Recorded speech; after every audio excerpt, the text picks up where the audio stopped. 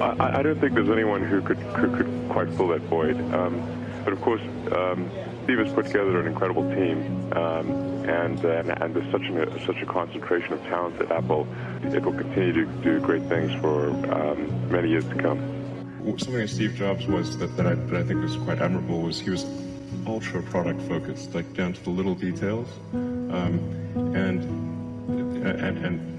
he and other people at Apple would really try hard to have these, both at a high level and a small level, these delightful things happen. So the product was it just made you happy.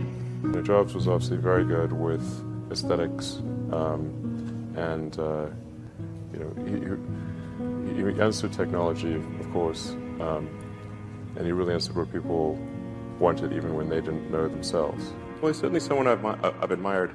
Well, I did try to talk to him once at a party, and he was super rude to me. But I don't think it was me. I think it was sort of, par for the course. I think you weren't the first. Yeah, not the first. No. Yeah, and I was actually there with Larry Page is an old friend of mine. I've known Larry since before he got venture funding for Google, and Larry was the guy that introduced me to Steve Jobs. So it's not as like I'm going tugging on his coat, please talk to me. But so I was introduced by Larry Page. It's not bad. So, I mean, he obviously was an incredible guy and made fantastic products. And I don't know. There was like a certain the guy had a certain magic about him. Just sort of that was really inspiring. So I mean, I think that's really great. Is there that magic that you try and emulate? No, I think Steve Jobs is way cooler than I am. So. He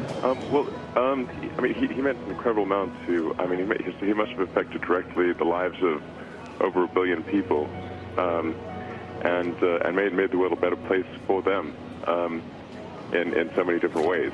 When it comes to obviously consumer electronics, music, entertainment of all kinds, with Pixar. The world is certainly a slightly worse place for his passing.